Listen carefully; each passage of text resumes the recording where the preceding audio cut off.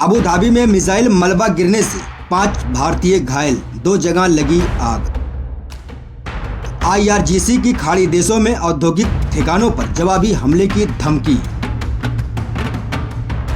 जंग के बीच भारत के लिए बड़ी खुशखबरी, स्ट्रेट ऑफ होर्मुज से गुजर रहे 2 और तेल के जहाज। दक्षिण लेबनान में IDF के अधिकारी गंभीर रूप से घायल, मिसाइल और रॉकेट के 2 अलग अलग घटनाएं। FBI ने पटेल के ईमेल हैक की पुष्टि की। ईरान से जुड़ी हंडाला ग्रुप ने किया था दावा। रूस ने लगाया तेल और गैस के निर्यात पर रोक, 1 अप्रैल से 31 जुलाई तक रहेगी लागू।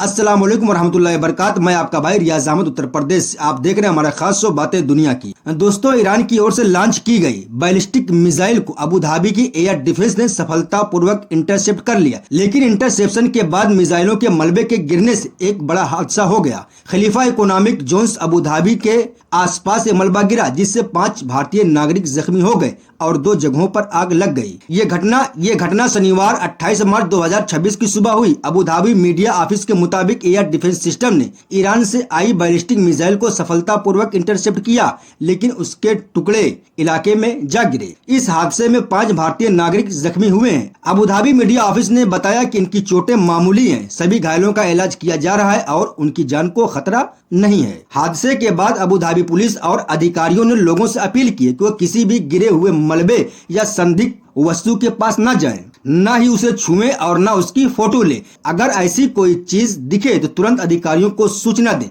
साथ ही सिर्फ ऑफिशियल सोर्स से ही जानकारी लें और अफवाहों से बचें। पुलिस ने चेतावनी दी है कि हालांकि कुछ वस्तुएं हानि रहित लग सकती हैं, लेकिन इनसे सुरक्षा को खतरा हो सकता है। भारतीय दूतावास ने अबू धाबी और दुबई में मौजूद भारतीय नागरिकों से सतर्क रहने और अधिकारियों की हिदायतों का पालन करने की अपील की है। घायल भारतीय नागरिकों के बारे में दूतावास लगातार स्थानीय अधिकारियों के संपर्क में है। संयुक्त अरब अमीरात के रक्षा मंत्रालय ने कहा है कि देश की एयर डिफेंस सिस्टम पूरी तरह तैयार है और किसी भी खतरे से निपटने के लिए पूरी तरह से सतर्क है। अधिकारियों ने जनता से शांत बनाए रखने और सिर्फ आधिकारिक सूचनाओं पर भरोसा करने की अपील की है। दूसरी तरफ ईरान की Islamic revolutionary guard corps IRGC ने एक बहुत तगड़ी चेतावनी जारी करते हुए कहा कि अगर उनके पानी के संयंत्रों, डिसैलिनेशन प्लांट या अन्य बुनियादी औद्योगिक ठिकानों पर हमला किया गया तो वो भी जवाब में उसी तरह के ठिकानों पर हमला करेगा। IRGC ने साफ तौर पर कहा है, ये जवाबी कार्रवाई क्षेत्र के उन देशों में हो सकती है जिन्होंने अमेरिका और इजराइल को अपनी जमीन, हवाई सीमा और पानी का रास्ता दिया है। ये बयान ईरान के परमाणु ठिकानों और अन्य अहम औद्योगिक सुविधाओं पर हाल में हुए हमलों के बाद आया है। IRGC ने अपने बयान में कहा कि ईरान हमेशा जैसा वैसा जवाब देने की नीति पर अमल करता रहा है और इस बार भी किया जाएगा। IRGC ने चेतावनी देते हुए ये भी कहा कि क्षेत्र में कुछ सुविधाओं के आसपास रहने वाले लोगों को सतर्क रहना चाहिए, क्योंकि ईरान जवाबी कार्रवाई करेगा। हालांकि बयान में स्पष्ट नहीं किया गया कि किन देशों या किन ठिकानों को निशाना बनाया जा सकता है, लेकिन संकेत उन खाड़ी देशों की तरफ है जिन्हें ईरान, अमेरिका और इजराइल का समर्थक मानता है। ईरान का आरोप है कि खाड़ी के कुछ देशों ने अमेरिकी सैन्य अभियानों के लिए अपनी हवाई सीमा, जमीन और समुद्री जल क्षेत्र इस्तेमाल करने दिए, जिसके चलते वह उन्हें इस जंग में शामिल मानता है। IRGC के मुताबिक अगर ईरान के पानी प्लांट्स पर हमला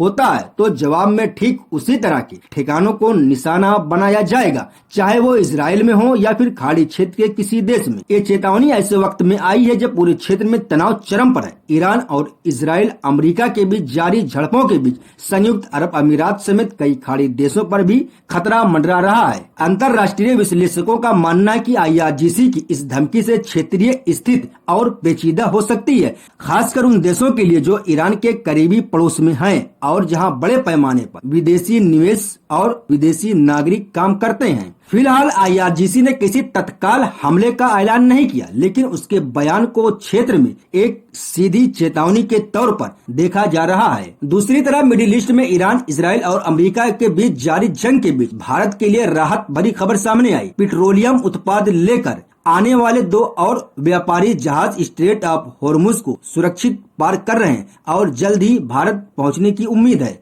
यह ऐसे समय में हो रहा है जब ईरान और इजराइल अमेरिका के बीच तनाव के चलते यह अहम समुद्री मार्ग बेहद खतरनाक माना जा रहा है। स्ट्रेट ऑफ होर्मुज दुनिया के सबसे अहम तेल रूटों में से एक है और यहाँ से गुजरने वाले कई जहाजों की आवाजाही पिछले कुछ हफ्तों में प्रभावित हुई है। स्ट्रेट ऑफ होर्मुज से गुजरकर भारत को अपने कुल तेल आयात का एक बड़ा हिस्सा मिलता है। इस मार्ग पर किसी भी तरह के ब्लॉकेज या हमले से भारत की ऊर्जा सुरक्षा पर गहरा असर पड़ सकता है। ऐसे में इन 2 जहाजों का सुरक्षित गुजरना इस बात का संकेत है कि तमाम तनाव के बावजूद भारत अपनी जरूरती आपूर्ति लाइनों को सुरक्षित रखने में सफल हो रहा। आपको बता दूं, स्ट्रेट ऑफ होर्मुज ईरान और ओमान के बीच स्थित एक संकरा समुद्री मार्ग है। दुनिया के कुल तेल व्यापार का लगभग 20% हिस्सा इसी रास्ते से गुजरता है। भारत के लिए यह मार्ग और भी अहम है क्योंकि खाड़ी देशों से आने वाला ज्यादातर कच्चा तेल और पेट्रोलियम उत्पाद इसी रास्ते से आते हैं। अगर ये मार्ग बंद हो जाता है या यहाँ कोई बड़ा हमला होता है तो भारत में पेट्रोल डीजल की कीमतों पर सीधा असर पड़ता है। ऐसे में इन जहाजों को सुरक्षित पार करना भारत के लिए एक बड़ी राहत मानी जा रही है। दूसरी तरफ इजराइल रक्षा बल IDF ने शनिवार को बताया कि दक्षिण लेबनान में 2 अलग अलग घटनाओं में 2 अधिकारी गंभीर रूप से घायल हुए हैं। पहली घटना शुक्रवार को हुई जब एक मुठभेड़ के दौरान टैंक विरोधी मिसाइल हमले में एक अधिकारी गंभीर रूप से घायल हुआ, जबकि दूसरा अधिकारी मामूली रूप से घायल हुआ है जब उसी इलाके में सक्रिय इजरायली बलों को निशाना बनाकर रॉकेट हमला किया गया। इस हमले में एक अधिकारी गंभीर रूप से घायल हो गया जबकि 6 सैनिक मामूली रूप से घायल हुए हैं। IDF के प्रवक्ता ने कहा कि इजराइल किसी भी सूरत में अपनी सुरक्षा से समझौता नहीं करेगा और जरूरत पड़ने पर सीमा पार सेना की तैनाती बढ़ाई जा सकती है। दूसरी तरफ यमन के ईरान समर्थित हौथी विद्रोहियों ने शनिवार रात ऐलान किया कि अगर इजराइल या अमेरिका ईरान पर हमला करने के लिए लाल सागर का इस्तेमाल करते हैं या अगर कोई और देश इजराइल और अमेरिका के साथ उनकी जंग में शामिल होता है तो वे भी इस युद्ध में कूद पड़ेंगे। ऐलान के तुरंत बाद हौथी ने इजराइल के दक्षिण हिस्से में मिसाइलें दागी जिससे पूरे इलाके में सायरन बज उठे। इजराइल के एयर डिफेंस सिस्टम ने इन मिसाइलों को इंटरसेप्ट कर लिया, लेकिन इस घटना से क्षेत्रीय तनाव और बढ़ गया। हौथी का ये कदम ईरान की तरफ से उसके सहयोगियों के युद्ध में शामिल होने के संकेत के तौर पर देखा जा रहा है। दूसरी तरफ अमेरिकी अधिकारियों ने बताया कि ईरान में सऊदी अरब में स्थित प्रिंस सुल्तान एयरबेस पर मिसाइल हमला किया जिसमें 12 अमेरिकी सैनिक घायल हो गए। इनमें से 2 सैनिक गंभीर रूप से घायल बताए जा रहे हैं। ये हमला ईरान की तरफ से क्षेत्रीय अमेरिकी ठिकानों पर सीधी कार्रवाई का बड़ा उदाहरण है। अमेरिकी रक्षा विभाग पेंटागन ने इस हमले की निंदा करते हुए कहा कि वो जवाबी कार्रवाई का अधिकार सुरक्षित रखता है। दूसरी तरफ रूस ने ईरान को ड्रोन की एक नई खेप भेजी है। खास बात यह है कि इसमें उन ड्रोन के अपग्रेडेड वर्जन शामिल है जो ईरान ने यूक्रेन पर हमले के बाद रूस को मुहैया कराए थे। यानी अब रूस ईरान को उसी तकनीक का बेहतर संस्करण लौटा रहा है। ये आदान प्रदान दिखाता है कि ईरान और रूस के बीच सहयोग गहराता जा रहा है। अमेरिका और यूरोपीय देशों ने इस पर चिंता जताई और कहा कि इस क्षेत्र में स्थिरता और बढ़ेगी। इन सब घटनाओं के बाद ये साफ हो गया कि ईरान और इजराइल अमेरिका के बीच जंग अब सिर्फ 2 पक्षों तक सीमित नहीं रह गई। हौथी का शामिल होना, सऊदी अरब में अमेरिकी बेस पर सीधा हमला और रूस का ईरान को ड्रोन तकनीक देना, ये सब इस बात का संकेत है कि ये संघर्ष पूरे क्षेत्र में फैलता जा रहा है। दूसरी तरफ अमेरिकी federal bureau of investigation FBI ने पुष्टि की है कश्यप पटेल की निजी ईमेल अकाउंट हैक कर लिया गया। ये हैकिंग ईरान से जुड़े एक हैकर ग्रुप ने की है जो खुद को हंडाला हैक टीम कहता है। FBI के प्रवक्ता बेन विलियमसन ने बताया कि एजेंसी ने इस गतिविधि से जुड़े संभावित खतरों को कम करने के लिए सभी जरूरी कदम उठा लिए। उन्होंने कहा कि जो डेटा लीक हुआ है वो ऐतिहासिक प्रकृति का है और इसमें कोई सरकारी जानकारी शामिल नहीं है।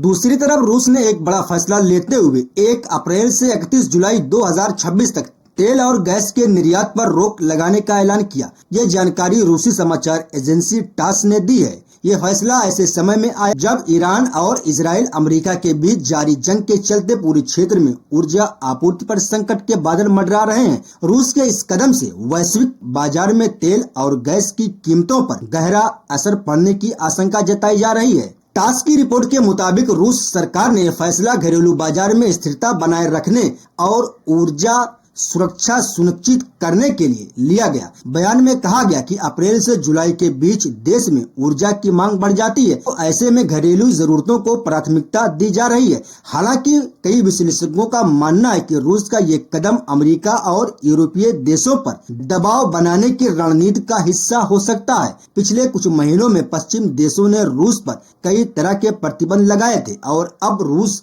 ऊर्जा हथियार के तौर पर इस्तेमाल कर रहा है। रूस दुनिया के सबसे बड़े तेल और गैस उत्पादक देशों में से एक है। यूरोप, चीन, भारत समेत कई देश रूसी ऊर्जा पर निर्भर हैं। 4 महीनों के लिए निर्यात बंद होने से अंतर्राष्ट्रीय बाजार में क्रूड ऑयल और प्राकृतिक गैस की कीमतों में उछाल आ सकता है। खास तौर पर यूरोपीय देश जो पहले से ही ऊर्जा संकट से जूझ रहे हैं, इस फैसले से सबसे ज्यादा प्रभावित होंगे। भारत जैसे देशों को भी रूस से मिलने वाले सस्ते तेलों पर खतरा मंडरा सकता है। भारत पिछले कुछ सालों में रूस से कच्चा तेल खरीदने वाला सबसे बड़ा देश बन गया। रूसी तेल पर भारत की निर्भरता बढ़ी है, क्योंकि रूस भारत को अन्य देशों की तुलना में सस्ता तेल मुहैया कराता है।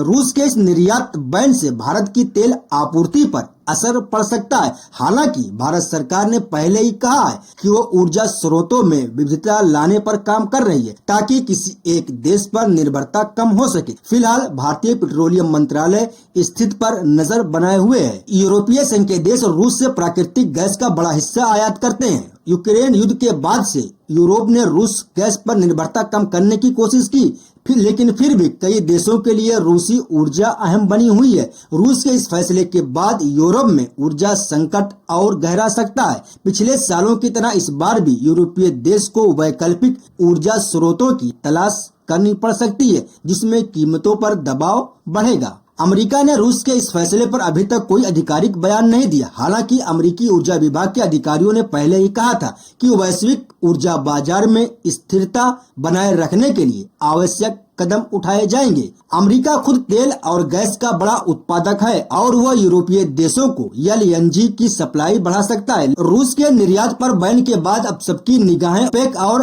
अन्य तेल उत्पादक देशों पर हैं। सऊदी अरब, यूएई और अन्य खाड़ी देशों से उम्मीद की जा रही है कि वो उत्पादक बढ़ाकर बाजार में सप्लाई को संतुलित कर सकते हैं। हालांकि मिडिल ईस्ट में जारी जंग के चलते खाड़ी देशों की सुरक्षा को लेकर भी चिंताएं हैं। अगर ईरान इजराइल जंग बढ़ती है तो खाड़ी क्षेत्र से तेल की सप्लाई भी प्रभावित होती है, जिससे स्थिरता और गंभीर हो जाएगी। रूस का ये निर्यात बैन 1 अप्रैल से प्रभावी होगा और 31 जुलाई तक रहेगा। इस दौरान रूस सिर्फ घरेलू जरूरतों के लिए तेल और गैस का उत्पादन करेगा, क्योंकि रूस इस अवधि के बाद निर्यात फिर से शुरू करेगा या फिर इसे बढ़ाएगा। ये वैश्विक स्थितियों पर निर्भर करेगा। फिलहाल वैश्विक बाजार में तेल की कीमतों में उतार चढ़ाव देखने को मिल सकता है। भारत सहित कई देश अपनी ऊर्जा रणनीति पर फिर से विचार कर रहे हैं। स्थिति पर बारीकी से नजर रखी जा रही है। इसी के साथ इस वीडियो को यहीं पर खत्म करते हैं। मिलते हैं अगली वीडियो में, तब तक की इजाजत दीजिए। अपना ख्याल रखिएगा। अस्सलाम वालेकुम रहमतुल्लाहि व बरकातहू। जय हिंद, जय उत्तर प्रदेश।